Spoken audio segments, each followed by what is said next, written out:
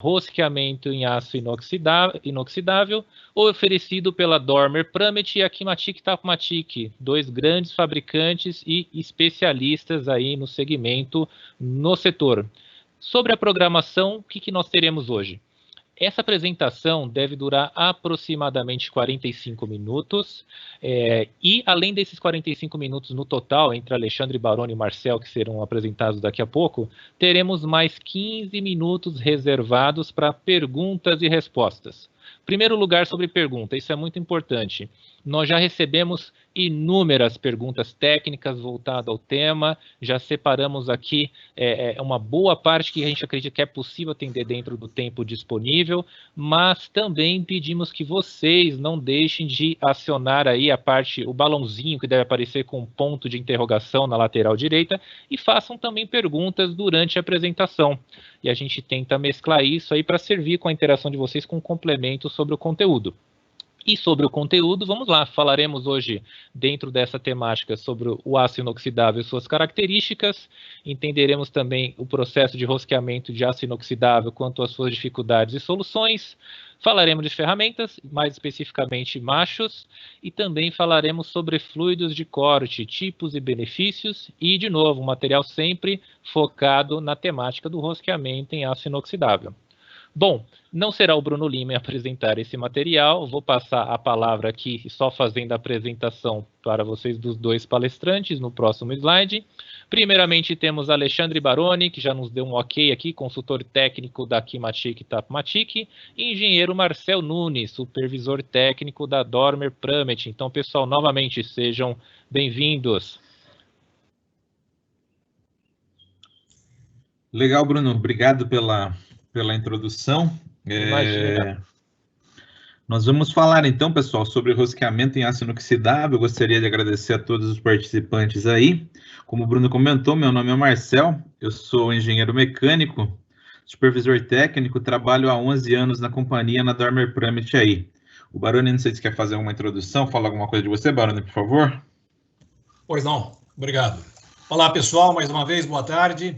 Eu sou o Baroni, consultor técnico da Tapmatic há 17 anos, atuando na região Grande Campinas e parte do interior de São Paulo.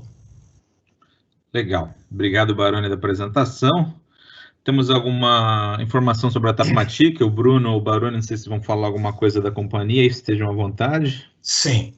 Bom, pessoal, a Tapmatic é uma empresa nacional, fundada em 1980, fazendo 40 anos de fundação. Instalada em São Paulo, instalações próprias na fábrica em Barueri. Ela é o maior fabricante de especialidades químicas para manutenção e produção industrial, líder no segmento de lubrificação para usinagem, fluidos de corte. É uma empresa 100% nacional, associada em informações e tendências de mercado com a Tapmatic Corporation americana, e a Tapmatic International de Suíça. É certificada ISO 9001 e temos um corpo técnico disponível para desenvolvimentos, visitas técnicas sem compromisso, localizados nos principais centros do país. Obrigado pela presença de todos, sabemos que há uma dificuldade vocês deixarem seus afazeres para participar de um evento como esse, mas procuraremos ser mais breves e objetivos dentro da informação prestada e que vocês tenham um bom aproveitamento de tudo. Obrigado. Até mais tarde. Segue, Marcel.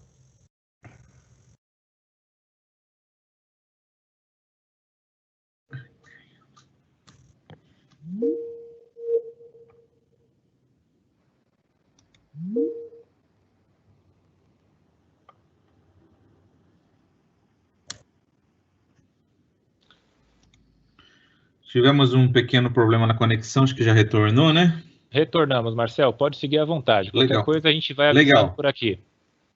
Legal, obrigado, pessoal. Então, pessoal, eu vou falar um pouquinho sobre a Dormer Pramet. Nós somos uma empresa multinacional de origem inglesa e tcheca, produzindo ferramentas rotativas desde 1913. Então, são mais de 100 anos de expertise com ferramentas rotativas. E desde 1951, fabricando ferramentas intercambiáveis na República Tcheca, na cidade de Šumperk. Nós temos fábricas em São Paulo, que é a segunda maior fábrica de ferramentas rotativas do mundo, só perde para uma fábrica na China. Temos uma outra fábrica responsável por fabricação de insertos e ferramentas intercambiáveis para torneamento, furação e fresamento na cidade de Šumperk, na República Tcheca. E temos uma outra fabricante de ferramentas especiais para o setor aeroespacial na cidade de Destino, na Califórnia, nos Estados Unidos. Aqui no Brasil, pessoal, nós temos uma capacidade instalada de mais de 55 milhões de ferramentas por ano. E temos as certificações ISO 9001, ISO 14001 e USA 18001. Gerenciamento de qualidade, meio ambiente e a USA 18000, aí, o que diz respeito a segurança e integridade dos trabalhadores. Vamos falar então agora, pessoal, já que nós fizemos a nossa introdução, sobre o conceito de o que é o aço inoxidável.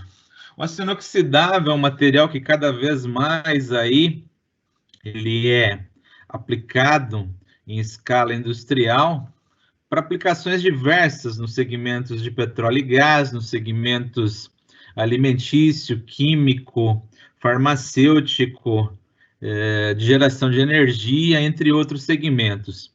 É uma liga que também contém ferro e carbono na sua composição, tal qual o aço carbono normal, porém ele tem a adição de outros elementos químicos que dão a ele a característica necessária à sua aplicação, que nada mais é que resistência à corrosão. É um material que não se oxida com facilidade e tem na sua composição, entre outros elementos, níquel, molibdênio, cromo, entre outros elementos ligantes que darão a ele a característica que é a resistência à corrosão. Todavia, esses elementos que me dão, ou que concederão ao material resistência à corrosão, são materiais que dificultam a minha usinabilidade. Então, a usinabilidade do material do aço inoxidável é uma característica distinta, porque o material ele é bastante complicado de se usinar, ele tem uma característica mais difícil de se usinar. Falando em mercado do produto, pessoal, é um tipo de material largamente utilizado na engenharia geral, na construção civil, no setor de transporte, seja ele no automotivo, entre outros, reparação industrial, hardware, indústria de processos, indústria química e farmacêutica. Ele é largamente aplicado em peças como cilindros, peças diversas, flanges, hubs e assim por diante. Percebam no gráfico ao lado como o volume de aço inoxidável fabricado no mundo, aí ele cresceu substancialmente, principalmente na China, de 2003 até 2014, aí nós tivemos um crescimento bastante considerável. E no Brasil não é nada diferente disso, cada vez mais o aço inox é aplicado em diversos setores da indústria aí. Quando nós falamos em classificação do aço inoxidável, a norma ISO 513 agrupa os diferentes tipos de aços inoxidáveis no grupo M. E aí nós temos subgrupos M1 até M4, caracterizados pelos aços ferríticos, martensíticos, austeníticos e os inox duplex, que têm característica ferrítica e austenítica dentro da sua microestrutura, além dos superausteníticos, que são resistentes à corrosão também. Dentro desse gráfico, dessa pizza ao lado aí, pessoal, vocês podem perceber que o grupo mais usinado, o grupo mais aplicado nas indústrias diversas é o grupo M3, que é o grupo dos aços inoxidáveis austeníticos resistentes à corrosão. Dessa forma, nós vamos destacar um pouco mais, falar um pouco mais desse grupo de material durante a nossa apresentação. O aço inoxidável austenítico, pessoal, ele dispõe de propriedades que o tornam mais resistentes à corrosão em se comparando com os aços ferríticos e martensíticos. São aços aí que têm baixa permeabilidade magnética, ou seja, eles não pegam ímã, né? São aços aí que você tem uma baixa permeabilidade magnética, e como nós comentamos, são aços extremamente resistentes à corrosão. Os principais aços austeníticos são os aços da família 300, 304, 304L, 316, 316L. São aços bastante utilizados em escala industrial, e a característica básica é que a microestrutura deles é uma microestrutura austenítica, ou seja, aí a estrutura intracristalina do material, ela é uma estrutura extremamente resistente. Alguns têm mania de falar, o aço inoxidável é um material duro. Pelo contrário, ele é um material extremamente dúctil, né? E ele tem a característica de ter, então, uma certa maleabilidade durante o processo de usinagem. Emprega-se, sim, bastante força durante o corte. Nesse sentido, o corte ele é bastante dificultoso em função da estrutura microcristalina, da estrutura austenítica, ela oferecer uma certa resistência ao corte. Percebam aí, na microscopia óptica, como a estrutura ela é extremamente junta, dificultando, então, o corte durante a usinagem. E quando se trata do rosqueamento propriamente dito desse material, pessoal, nós temos características bastante comuns ao material, aos aços inoxidáveis austeníticos, que é a difícil quebra de cavaco. O material ele forma fita durante o corte, ele forma um cavaco mais longo, dificultando a sua quebra. Normalmente, eu tenho que empregar velocidades de corte mais baixas, em se comparando com os aços ao carbono, em se comparando com ferros fundidos e outros materiais que não fazem parte do grupo M. É um material que tende a se encruar durante a sua usinagem, durante o seu corte. A superfície adjacente ao corte, ela tende a ficar mais dura que a superfície mais profunda. E por último, é uma característica bastante comum aos aços inoxidáveis austeníticos, é a formação da aresta postiça, que nada mais é do que a deposição do material no corte da ferramenta, fazendo uma aresta, então, postiça, que vai me dificultar cada vez mais o corte, até que vai gerar quebra da ferramenta, quebra da aresta de corte. Esse é o chamado ninho de passarinho, né, que se gera durante a formação de cavaco deficiente, e é uma característica comum dos machos aí que não tem a fiação adequada para o rosqueamento do aço inoxidável. Agora vamos falar, pessoal, de algumas soluções, de algumas alternativas para o rosqueamento do aço inoxidável. Primeiro, vamos falar do substrato, do material que é fabricado, o macho de corte ou o macho laminador. A maioria dos machos, a grande maioria deles, são fabricados em aço rápido. Temos algumas versões de aço rápido, desde o aço rápido sem cobalto até as versões de aço rápido com cobalto, até as versões de aço rápido sinterizado. O M2 é um material tradicional, ele tem uma tenacidade maior, porém a sua dureza ela é um tanto menor em se comparando com os demais. O M35 e o M42 são outras alternativas de aço rápido, porém com adição de cobalto, entre 5% a 8% de cobalto. Isso me dá uma resistência ao desgaste, me dá uma dureza superior em relação ao M2. E depois nós temos os aços rápidos sinterizados, variando a sua composição, variando a sua característica química, e eles têm adição de cobalto em 8% dentro dessa escala. Percebam na figura, pessoal, como a microestrutura, a distribuição das constituintes químicas no aço rápido sinterizado, ela é muito mais homogênea, ela é muito mais uniforme em se comparando com o aço rápido tradicional, um M35 aqui. Percebam como aqui eu tenho aglomeração da constituinte química, enquanto que no aço rápido sinterizado eu tenho essa distribuição muito mais homogênea, melhorando as características da aplicação do material. E por último, aqui nós temos o Bluetap. O Bluetap é um aço rápido sinterizado com 5% de cobalto, que tem uma característica bastante importante quando se trata de materiais de substrato para a fabricação de macho. O Bluetap, pessoal, ele tem uma altíssima resistência ao impacto e tenacidade, em se comparando com os aços rápidos tradicionais e também com aço rápido sinterizado de maior percentual de cobalto. Ele tem uma elevada resistência ao endurecimento a quente, comparando com os aços rápidos tradicionais, e dada a distribuição homogênea das constituintes químicas, ele me oferece uma dureza muito mais consistente durante todo o corpo da ferramenta, durante todo o corpo do macho.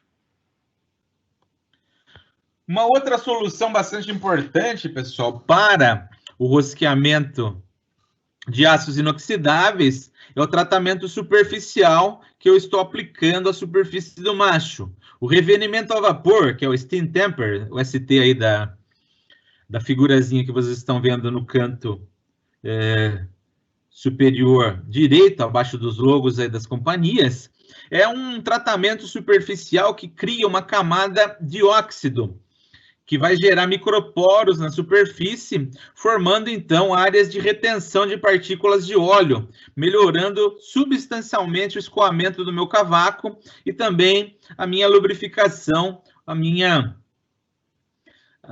refrigeração durante o processo de rosqueamento. Ele aumenta substancialmente a vida útil da ferramenta, em torno de 20% a 30%. Aumenta a resistência à oxidação e elimina as tensões criadas nas operações de retífica. Então, esse tratamento superficial, revenimento a vapor, o chamado pretinho aí, o tratamento pretinho, ele vai me conceder uma característica muito melhor em comparando-se com os machos tradicionais brilhantes que existem no mercado. Essa característica, então, vai me dar tudo aquilo que eu preciso para um melhor rendimento. Quando nós falamos de geometria de corte, pessoal, é bastante necessário observar o ângulo de saída e o ângulo de folga radial, o chamado detalonado, que é o diâmetro de folga do macho. Para cada tipo de material, eu tenho diferentes ângulos, eu tenho diferentes afiações que darão para mim a característica necessária para se usinar cada tipo de material.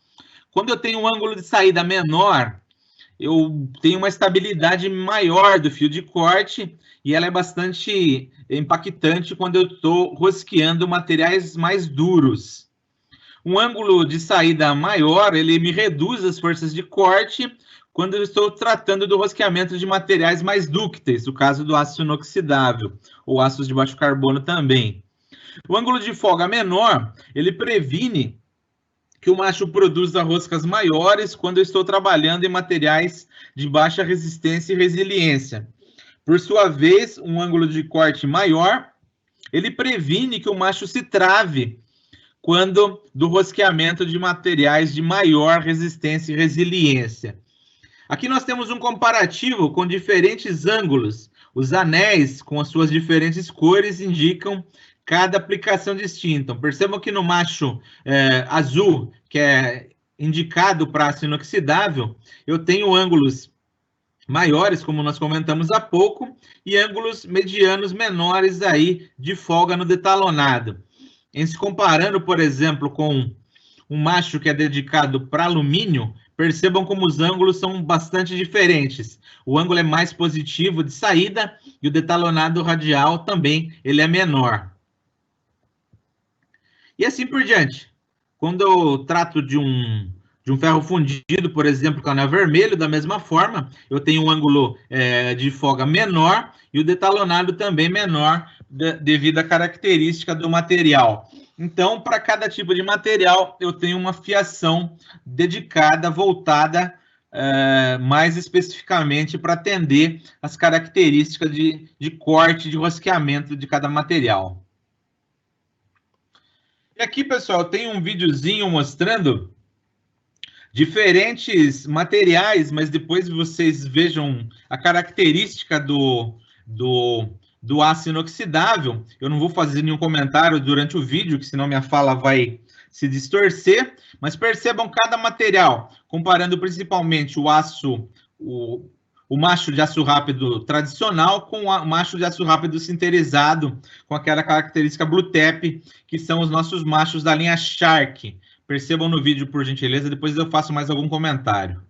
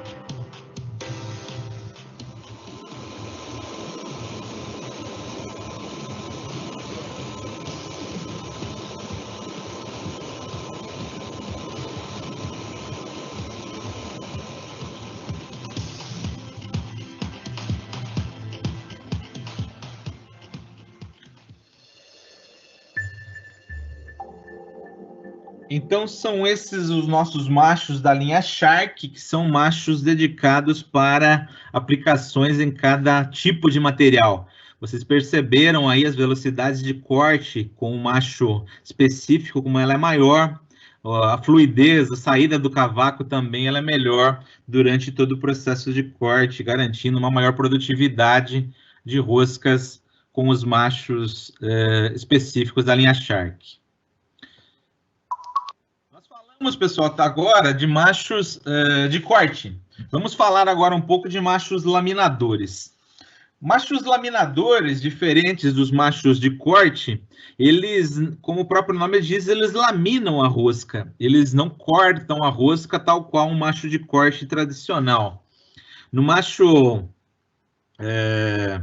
laminador, nós temos lóbulos, que são esses decalques aqui no diâmetro do macho, e a maneira que ele gira, ele vai deformar o material, conformando a rosca. A rosca ela é muito mais resistente em se comparando com uma rosca feita com macho de corte. Isso porque as fibras do material, elas são cortadas durante o processo com o macho tradicional de corte. E com o macho laminador, as fibras elas são deformadas, movimentadas, garantindo que eu tenho uma rosca muito mais resistente em se comparando com uma rosca normal.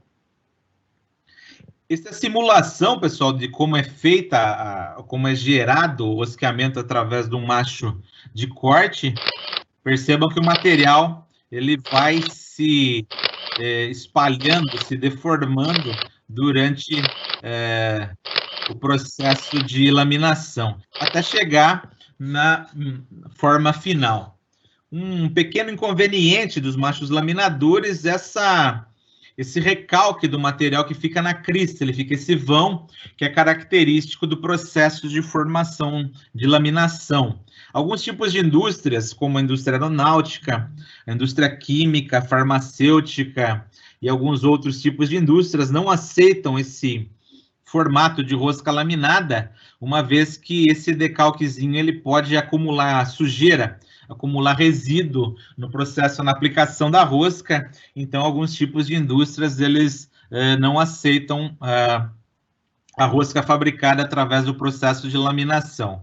Mas, o contrário, a maioria deles aí, nós enxergamos uma grande vantagem, uma vez que a rosca, ela não gera nenhum tipo de cavaco durante o processo de fabricação. Percebam no vídeo aqui, nós temos novamente 3 materiais e o terceiro material é o aço inoxidável. Percebam que a rotação ela é menor no último material, uma vez que é característica do material velocidades de corte mais baixas.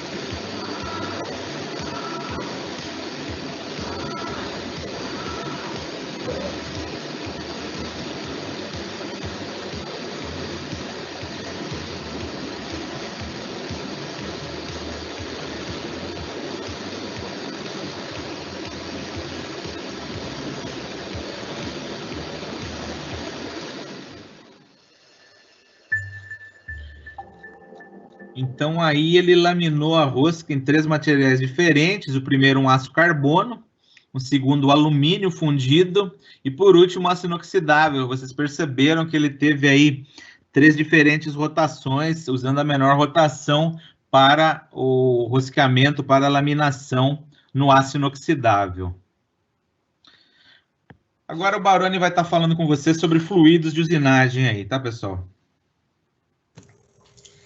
Bom, pessoal, dando sequência a essa bela apresentação da Dormer, nós vamos apresentar aqui produtos lubrificantes complementares a toda essa tecnologia desenvolvida, tá?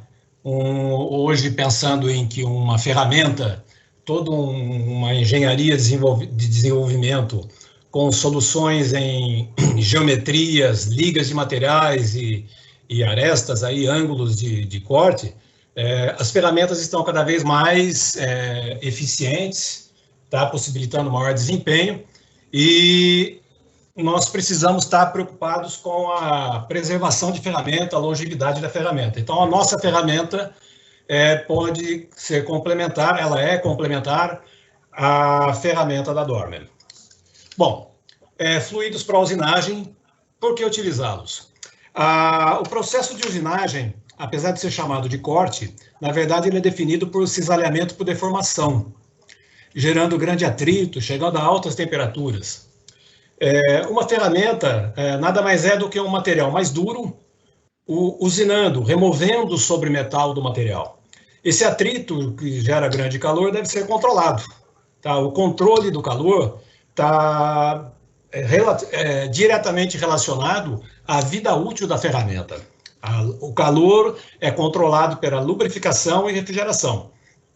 Tá? Isso especificamente no inox é muito importante, que é uma operação que normalmente no rosqueamento você precisa de melhor acabamento, filete de rosca, rugosidade, né? Que você vai ter também aí um calibrador de rosca depois, correto? Então, só fazendo uma diferenciação, que a refrigeração ela é um processo onde você tem mais geração de calor, um processo mais bruto, tá? Onde normalmente são utilizados para remoção de material de sobremetal, gerando mais esforço de corte e maior calor. Normalmente em máquinas refrigeradas com líquidos recirculantes e com óleos solúveis em água. A lubrificação, por si, ela é um processo onde você utiliza em operações de menor esforço de corte em termos de remoção de material, mas com exigências de melhor acabamento. tá?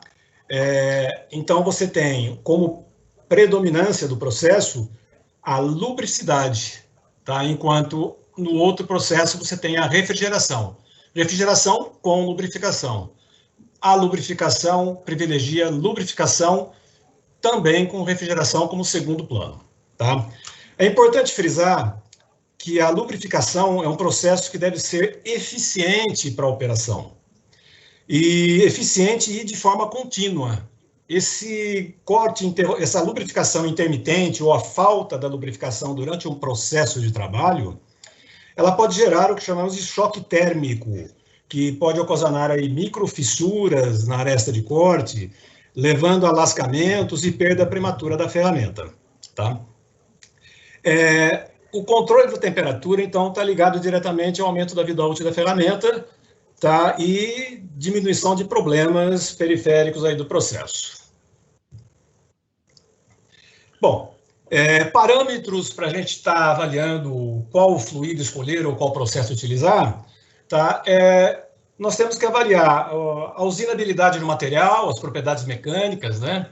Matéria dureza. No caso, nós estamos falando de rosqueamento em inox, tá? O processo a ser utilizado, a forma de aplicação, o tipo de máquina, CNC, ou operação manual, no caso, como rosqueamento, ou seria manual, ou com máquinas específicas, aí, ou rosqueadeiras automáticas, tá?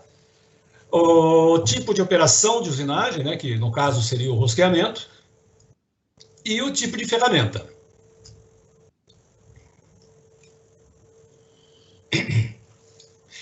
Dentro das operações de rosqueamento, nós temos a tradicional operação manual, feitas com machos manuais e cocinetes, adaptados naqueles vira-macho, desandador de macho, colocadas as peças nos tornos de bancada, ou até mesmo diretamente numa peça, maior grande porte. Então, operações manuais, onde você aplica o fluido de corte, normalmente através da latinha, né? Aplicado ou com uma trincha, alguma coisa nesse sentido. Depois temos as máquinas, os tornos convencionais, as rosqueadeiras mecânicas, automáticas, centros de usinagem, e a rosqueadeira para tubos, que você vê na foto ao lado aí também, com reservatório recirculante. Então, normalmente, você tem muitas dessas operações recirculando ou aplicando o fluido de forma manual. E, por último, aqui nós temos uma técnica que vamos falar mais à frente, que é o MQL, que seria a mínima quantidade necessária de lubrificante.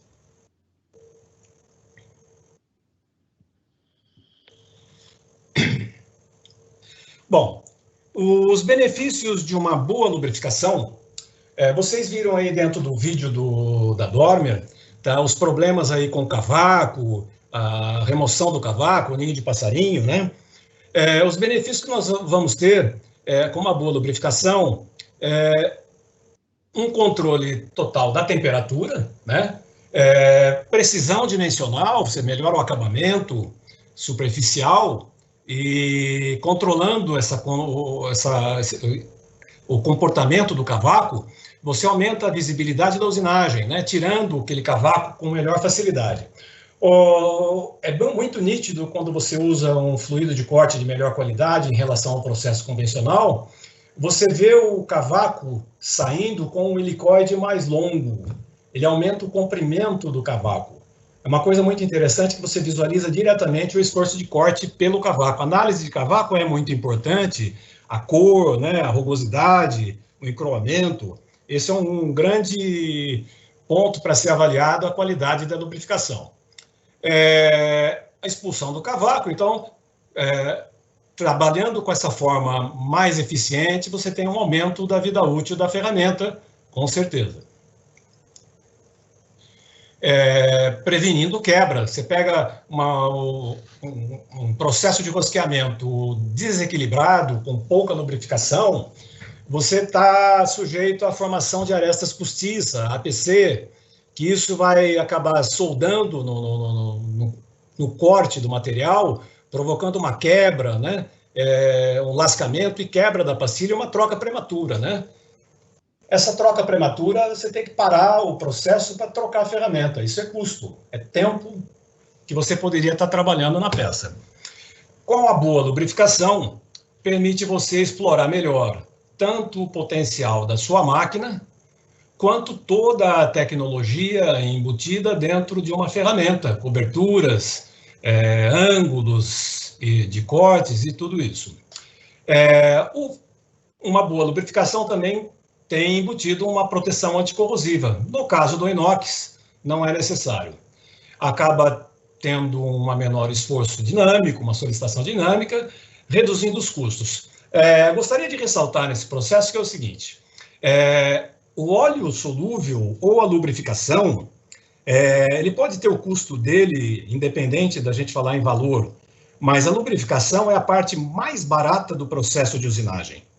Você pega uma ferramenta hoje, o custo embutido dentro de uma ferramenta, o valor que ela agrega no teu processo, ela é muito mais cara do que o custo de uma lubrificação, ou seja, por fluido ou óleo solúvel. Então, o custo-benefício tem que ser considerado nisso e a boa lubrificação é uma excelente ferramenta para isso.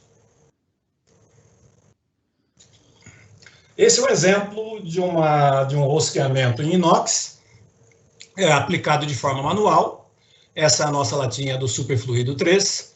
Vocês veem aí que ele está sendo aplicado manualmente pela própria lata, um bico novo que nós desenvolvemos aí o ano passado, deixa a mão do operador mais distante da operação, tá? Gotas. Nesse caso é um torno convencional, você consegue visualizar bem aí o processo.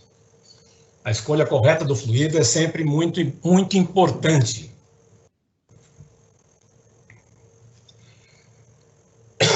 Como estamos falando em inox, tá?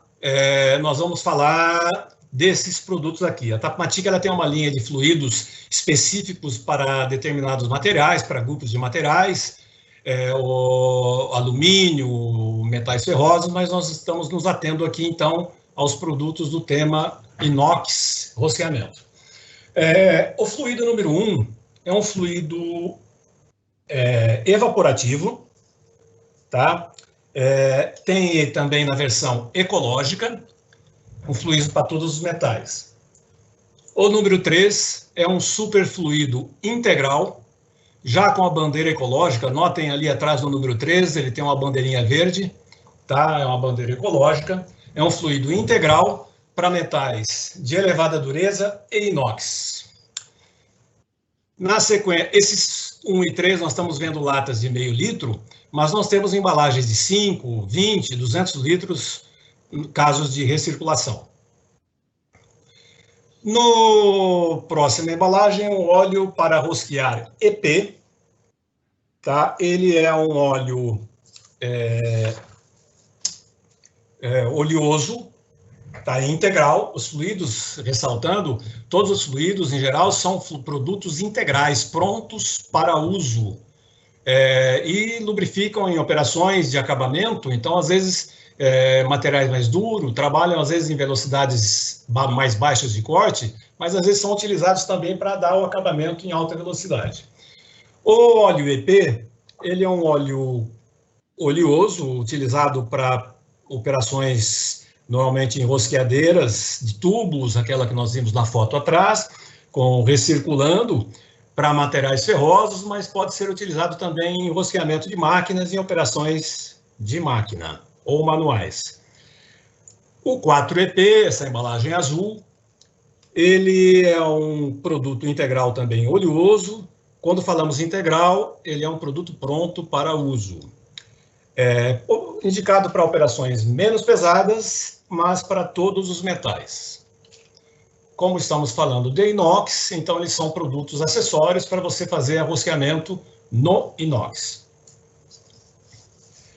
Uma outra opção, como falamos, é a questão da refrigeração, utilizadas com óleo solúvel. O óleo solúvel, como o próprio nome diz, ele é solúvel em água. 1 litro de óleo diluído normalmente em 20 litros de água, 19 litros de água, ele vai ter uma diluição de 5%. A nossa linha de óleos solúveis são óleos todos com o apelo ecológico, tá? Com base em produtos e aditivos que não agridem o operador, que não provoquem alergia, dermatites, e com alto poder de durabilidade na máquina, evitando o apodrecimento e coisas do tipo. Esses óleos solúveis, normalmente, eles são utilizados recirculando na máquina, tá? São máquinas, normalmente, com tanques de armazenamento, que vai circulando, jogando óleo no processo. Temos dentro dessa linha o ME1, que é um óleo sintético de base, um óleo semissintético, desculpe, um óleo semissintético de excelente capacidade de lubrificação, um óleo leitoso, tá? Com a qualidade de lubrificação semelhante a óleo mineral, mas já com uma formulação moderna, com todos os aditivos de extrema pressão, aditivos de lubrificação modernos atuais. O ME2 é um óleo sintético, normalmente utilizados em máquinas de mais tecnologia, máquinas de high speed, tá? É um óleo translúcido, também com excelente durabilidade, lubrificação e vida útil da máquina. Por último, o ME3 é um óleo também translúcido, é um sintético, mas de base vegetal. Ele atende às normas da SMS e ISO 14000, 18000. Só ressaltando que, como nós estamos falando em lubrificação de rosqueamento, o óleo solúvel, quando utilizado em operações de rosqueamento que são mais exigentes, é sempre interessante, sempre que possível, você concentrar mais o óleo solúvel a 10%, 15%, depende do recurso que você tem de máquina, de tanque de máquina, ok? Bom, chegamos aqui à técnica MQL, a mínima quantidade necessária de lubrificante. Eu destaco o necessário porque não adianta se falar mínimo, porque tem que ter o mínimo necessário. Consiste num equipamento que você acopla na máquina, esse flexível chegando próximo da ferramenta. Ele é ligado no ar comprimido, com baixo consumo, baixa pressão.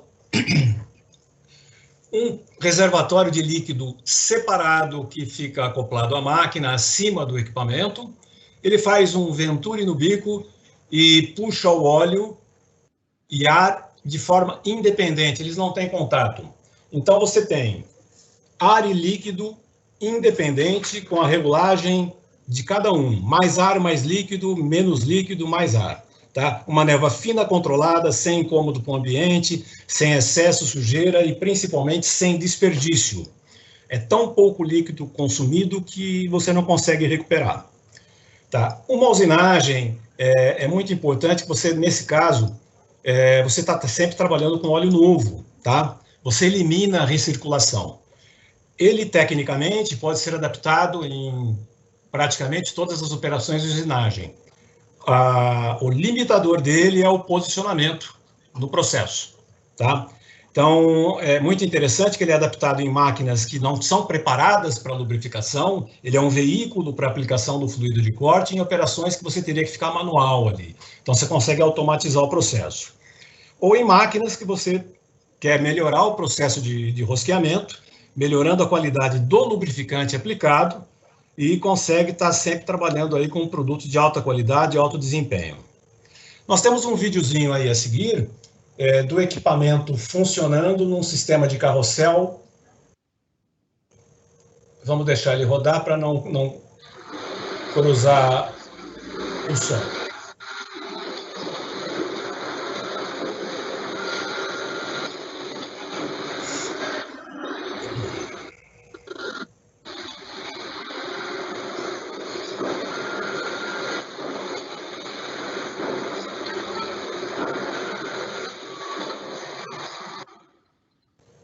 Veja que é um exemplo muito interessante, tá?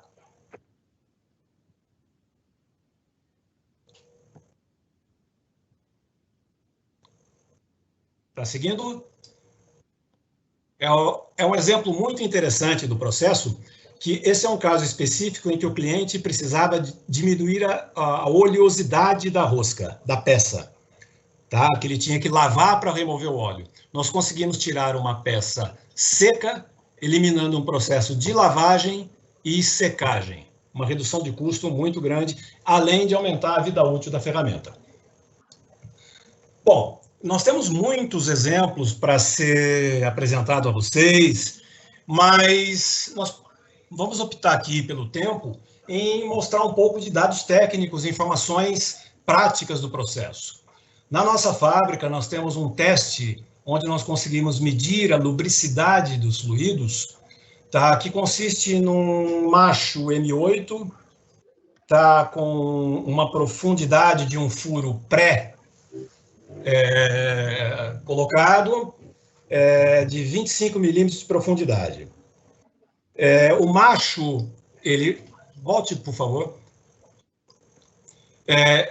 Veja que quando o chanfro de entrada começa a pegar na entrada do furo, ele acaba gerando um torque, tá? Que na máquina você vai avaliar um gráfico posteriormente. É semelhante àquele reloginho que você tem, aquele medidor que você tem que mede o esforço do espinho da máquina. Quanto mais força, você tem o maior gráfico de torque ali. No caso ali é consumo de energia, né? Torque efetuado. Então, resumindo, quanto maior a profundidade, quanto maior o aumento de filetes de rosca entrando no furo, você vai aumentando esse gráfico de torque. Até chegar no ponto zero, onde faz a reversão da ferramenta, tá? Que acaba dando um ponto de torque negativo, devido ao menor atrito, né, da peça, o cavaco e ferramenta. Aqui nós temos um videozinho do teste sendo feito, dá para ilustrar bem para vocês aí.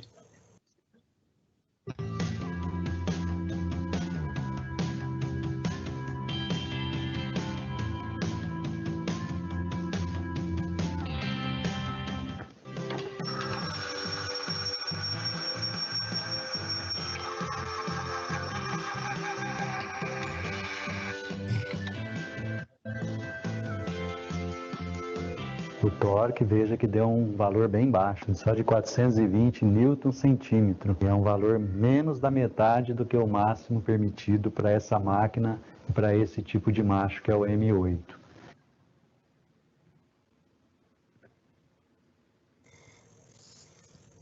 Ok? Bom, aí é um comparativozinho de um gráfico de uma outra fonte, onde o azul você vê sem lubrificação, você tem um esforço de torque maior, nesse caso aí está em Newton-metro, não vamos entrar em detalhes do processo, e no vermelho o M8 com lubrificação.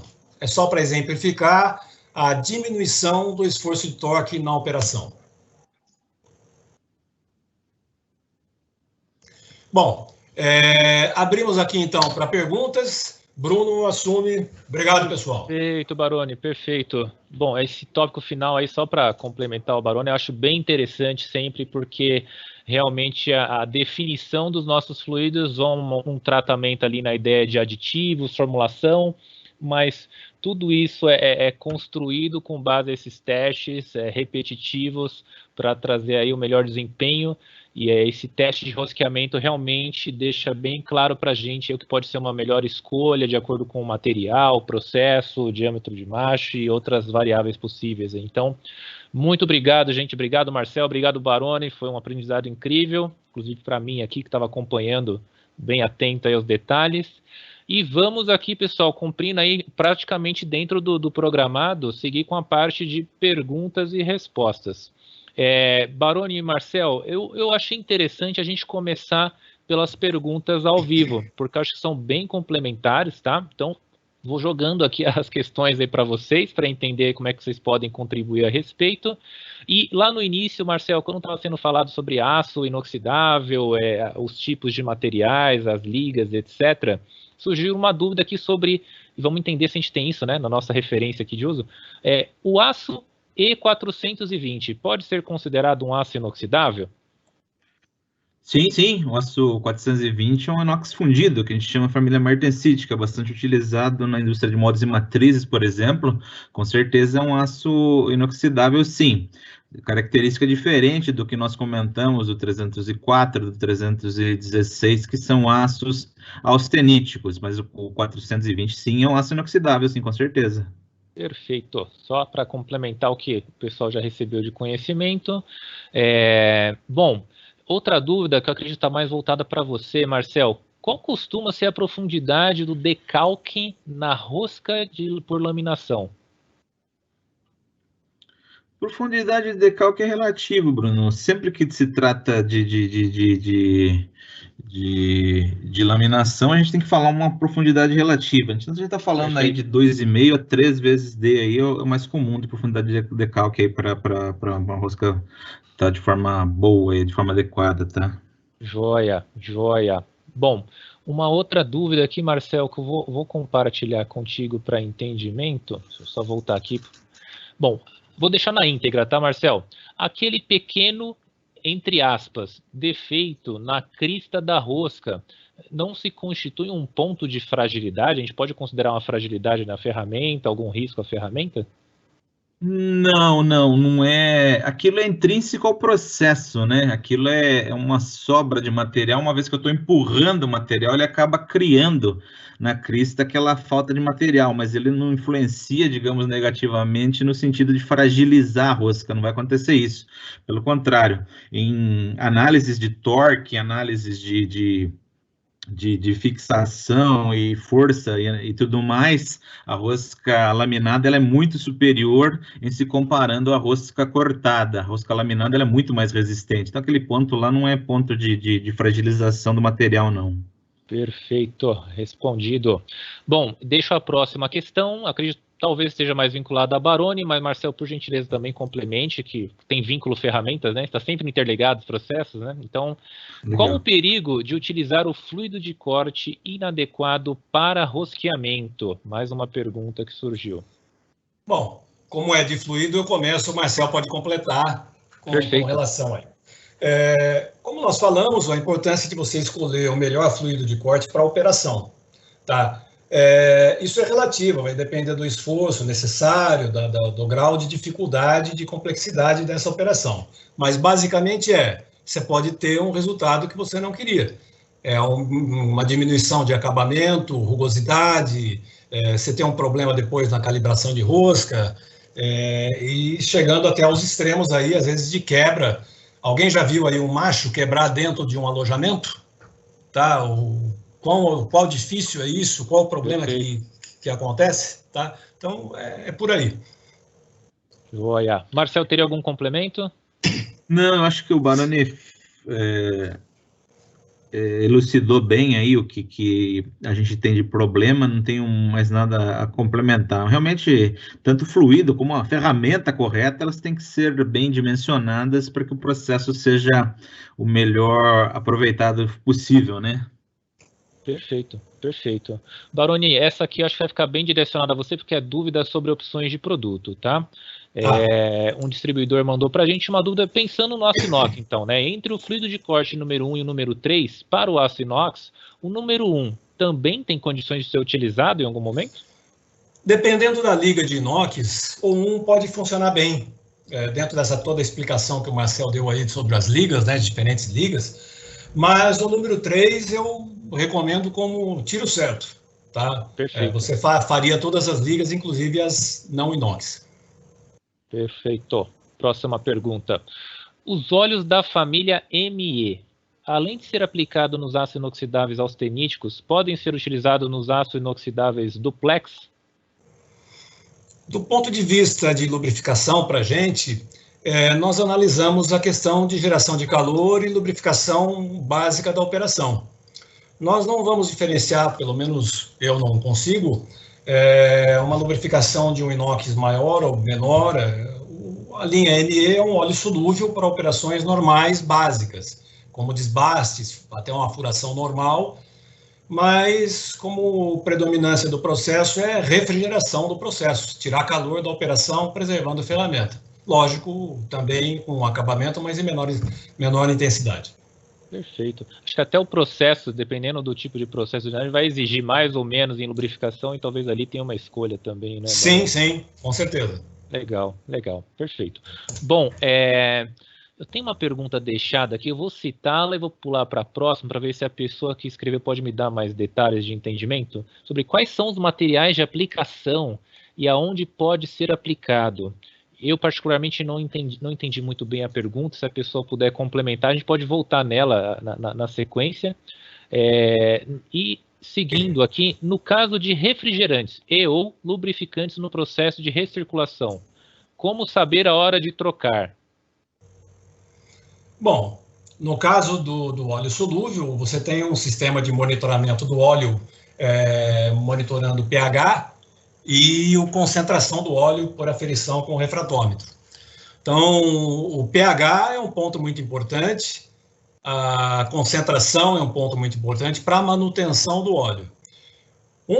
Você vai trocar o óleo quando o óleo começa a ter contaminações. No caso, você vai lá, óleo tanque da máquina, você tem muito Trump óleo, que é aquele óleo boiando, tá? Isso acaba gerando complicações e vão aumentando, chegando a um ponto de formar colônias, bactérias, fungos, né? E vai caindo o pH. Então, o pH é um ponto importante para você verificar a qualidade do óleo quimicamente ali, na fitinha do pH, analisando o pH. Então, ali é uma forma de você estar avaliando isso. Ótimo. Bom, das perguntas ao vivo, acho que cumprimos aqui o nosso papel, foram respondidas. Vou aproveitar o tempo que ainda temos. Estou vendo aqui uma, Bruno. Oi, estou vendo uma pergunta aqui, que é a questão do MQL, se ele é um contínuo ou por pulsos. Como nós falamos, a lubrificação tem que ser contínua e adequada para o processo, para não gerar choques térmicos. Então, o MQL também é aplicado contínuo. Perfeito, Baroni. E em questão de vida útil também, uma outra sequência, a vida útil é muito variado. A gente faz um teste inicial medindo a temperatura da operação normal, com o processo utilizado atualmente pelo cliente, o nebulizador funcionando com MQL, com o produto adequado, o fluido adequado, você mede primeiramente a temperatura do processo. Em geral, nós conseguimos baixar a temperatura em relação ao processo atual. Então, a vida útil, às vezes, é variável, mas temos casos bem significativos de 20%, 30%, 40%, casos extremos, né? Mas temos bastante resultado positivo no processo. Perfeito. Baroni, obrigado pelo alerta, né? Enquanto eu estava lendo as já publicadas, foram surgindo mais dúvidas aqui. Tem bastante coisa aqui. Publicação aqui. Pessoal, vamos atender mais algumas dúvidas ao vivo e vamos passar também para algumas antecipadas aqui na sequência e aproveitar. Que bom, está chegando bastante questões e não se preocupem, mande perguntas mesmo, porque se por acaso tudo realmente de fato vai ser impossível aproveitar nesses minutos finais, mas depois disparamos um e-mail para vocês disponibilizando aí resposta a todas as perguntas. Marcel, vou passar para você então aqui na sequência da pessoa vinculada ao assunto do aço E420, qual que seria a melhor linha indicada aí em parte de ferramentas aí no processo? Assim, sempre quando se trata de aço inoxidável, Bruno, não temos a menor dúvida que machos dedicados, como aqueles que nós demonstramos lá da família Shark, eles são muito mais indicados por esse tipo de aplicação. Aço inoxidável 400, ele é um pouco mais duro do que o aço austenítico da família 300, e a usinabilidade não é muito diferente, ele é um pouco mais duro, só que ele tem menor teor de cromo, menor teor de níquel, dada essa redução no percentual desses elementos de liga, ele acaba se tornando menos corrosivo e menos difícil de se usinar em relação aos da família 300, mas os machos, com certeza, com substrato de aço rápido sinterizado cobalto, eles têm uma performance muito melhor em relação aos de aço rápido normal. Sem contar a fiação, ângulo de hélice aí em torno de 48 graus para facilitar o escoamento de cavaco. Com certeza, os machos aí dedicados da família Shark aí, com certeza são machos muito melhores para se aplicar nos aços da família 400 aí. Perfeito, Marcel. Agora eu já fiz publicações de todas, se você quiser acompanhar também, tem na tela à direita, aí na coluna à direita, o Published, as que já foram aprovadas lá em cima no topo. Aqui, Published. Um pouco mais, isso, legal. Perfeito. Dá para ter uma sequência aí acompanhando junto. Eu já vou separar uma para você aqui no processo. Como melhor o processo de rosqueamento de aço 304. Então, acho que é uma dúvida tanto no nível de ferramenta quanto a nível de fluidos, né? Aço 304 no rosqueamento de um parafuso de 5,16. Bitola de broca que consigo é 7,2. E uso o Kimatic número 2 no processo. Acho que vale um comentário seu no final também, Baroni. Legal. Quando se trata de pré-furo, pessoal, sempre quando nós tratamos de materiais mais duros, o rosqueamento tradicional é diâmetro da rosca menos o passo, né? Em polegada, agora eu teria que calcular, não sei te dizer de cabeça, mas o 7,2 deve estar muito próximo daquilo que ele tem nessa situação. Quando se fala de materiais mais duros, quanto maior a dureza ou quanto maior o grau de dificuldade na usinabilidade, a gente pode reduzir isso para menos 1%, menos 1,5%. Então, um furo, se nós falamos diâmetro menos passo, nós estávamos falando de 7,2, 7,25 aí, 7,3 é uma recomendação melhor para você ter uma vida útil prolongada, para você ter um menor grau de esforço durante o processo. Essa é uma boa recomendação. E voltando à tona, se você está trabalhando com um macho brilhante, um macho sem cobertura ou sem tratamento, um macho aí com um tratamento, revenimento a vapor na superfície, ele vai te dar uma melhor durabilidade, vai te dar e também, se você estiver trabalhando com macho de aço rápido normal, você tiver e passar para um macho de aço rápido sinterizado, seus níveis de velocidade de corte vão subir e, consequência, também a vida útil vai ser superior. Perfeito, ótimo.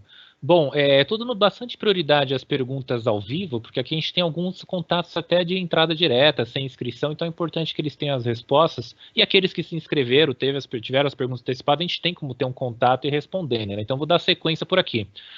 Marcel, eu recebi uma aqui com relação aos machos da linha Shark, dedicados ao inox. Tem algum comparativo de ganho? Eu acho que o vídeo também explica um pouco, mas acho que vale a dúvida novamente para o pessoal, em relação aos convencionais de mercado? Claro, claro. Durante a apresentação, acho que nem não foi no vídeo, não deu para perceber, mas nós estávamos falando de 7 metros de velocidade de corte com um macho tradicional, um macho brilhante, sem tratamento e com característica para uso geral. E nós estávamos falando de 12 metros para um macho da tecnologia Shark. Então, nós estamos falando aí de mais de 50% de aumento de velocidade de corte. Isso se transfere também para a vida útil. Enquanto aí nós estamos falando aí de um macho tradicional, mais de 50% de velocidade de corte, nós estamos falando também de mais de 40% de vida útil, em se comparando a linha Shark em relação aos machos tradicionais. Isso é fato. Perfeito, gente. Indo para uma última questão. Baroni, você está me escutando? Sim, pois não? Joia. Na questão de usinagem e rosqueamento no torno, qual saber a quantidade necessária de óleo para a usinagem? Então, a quantidade necessária é variável dependendo da operação que você vai executar, tá? Mas, basicamente, é o seguinte, o torneiro tem aquela questão de ruído ou som da usinabilidade, né?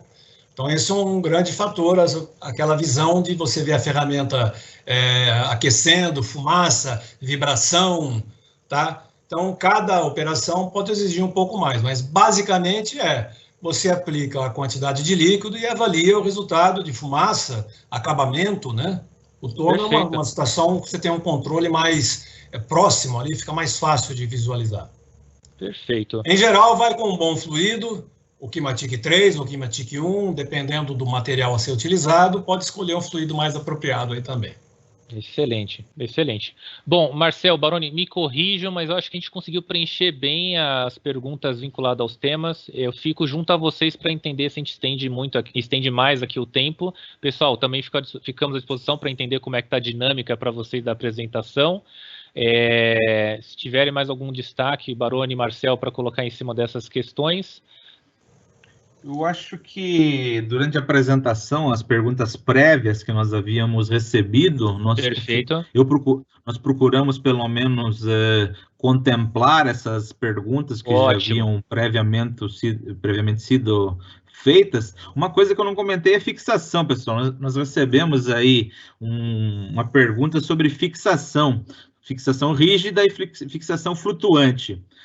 Vou fazer um comentário rápido aqui. Basicamente, fixação rígida é para a máquina CNC, onde a própria máquina aí faz a compensação e no retorno você tem toda a compensação realizada pela própria máquina.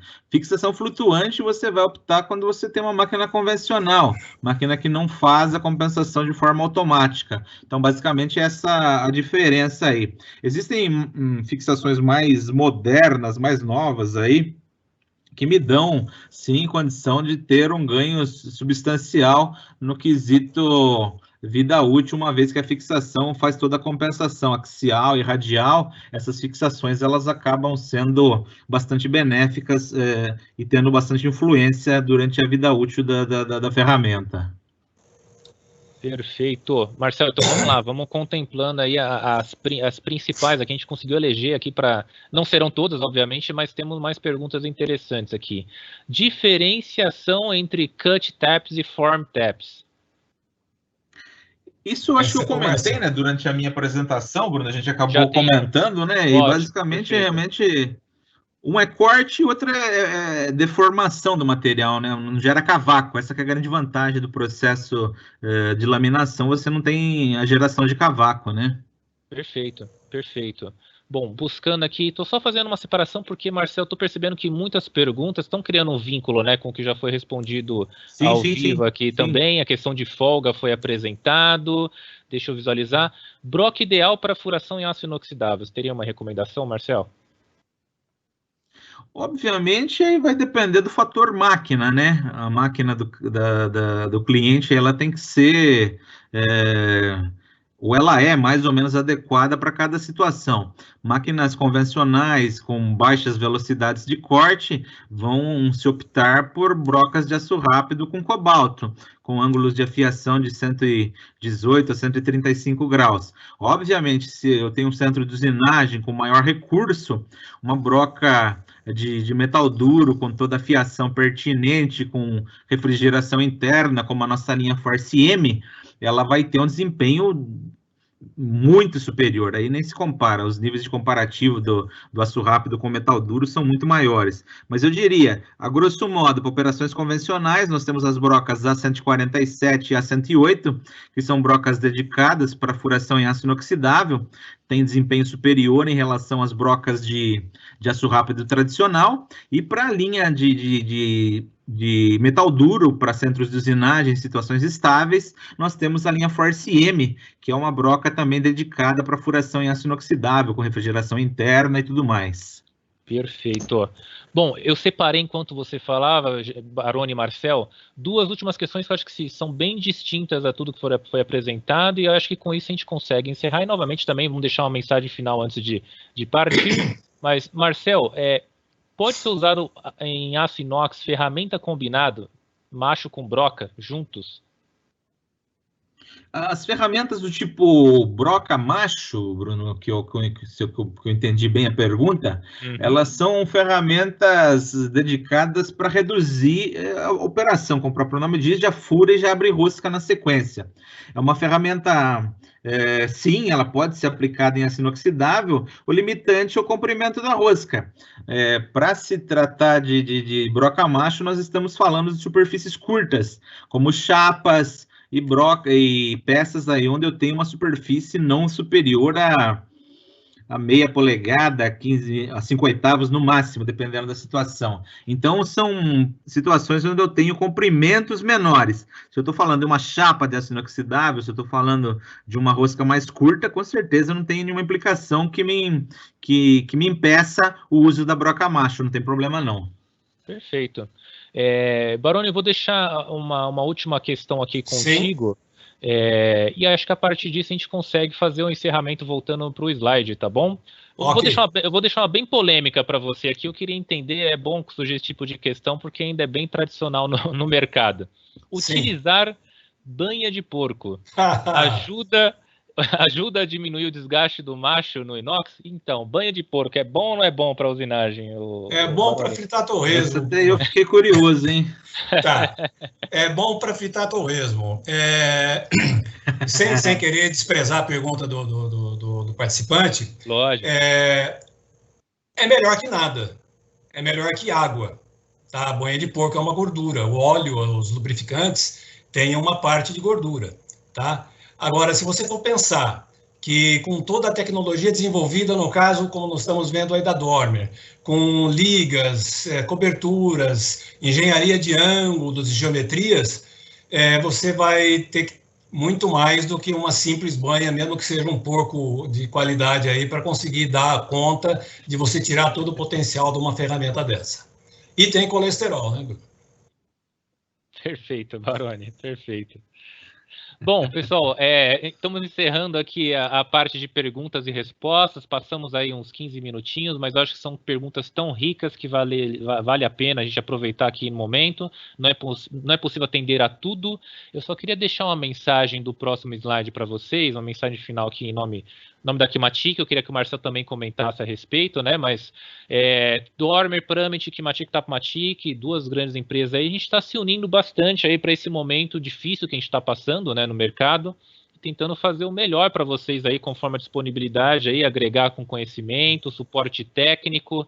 Eu acho que o que eu falo aqui também vale para a Dormer, pelo que a gente conhece da empresa, a seriedade dela. A gente não estamos trabalhando normalmente, mas tomando todos os cuidados, né, com a saúde de todos, respeitando aí a política da empresa em questão de visitas técnicas, mas estamos também expandindo nossos canais para um atendimento técnico online.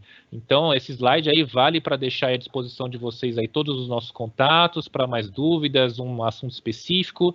Uma visita presencial é possível, mas respeitando, na verdade, a política da empresa, mas também temos como dar todo o suporte técnico digitalmente aí pelos nossos canais. E, Marcel, por favor, me corrija se eu estiver enganado em algum ponto aí colocado, por gentileza. Não, Bruno, tá correto as tuas colocações. Então aí, pessoal, os nossos canais de atendimento, telefone, e-mail e através do nosso próprio site. Como o Bruno comentou também, nós temos restrições aí, principalmente quando se diz da própria segurança do cliente. Então, nós estamos atendendo de forma restrita, atendendo às legislações vigentes, e se vocês tiverem alguma necessidade e seja necessário uma visita dentro das próprias restrições que vocês tenham, é possível que a gente também possa estar atendendo através dos nossos canais de venda, através dos nossos canais de apoio técnico aí. Perfeito. Baroni, só para me despedir aqui, deixando sua voz final aí.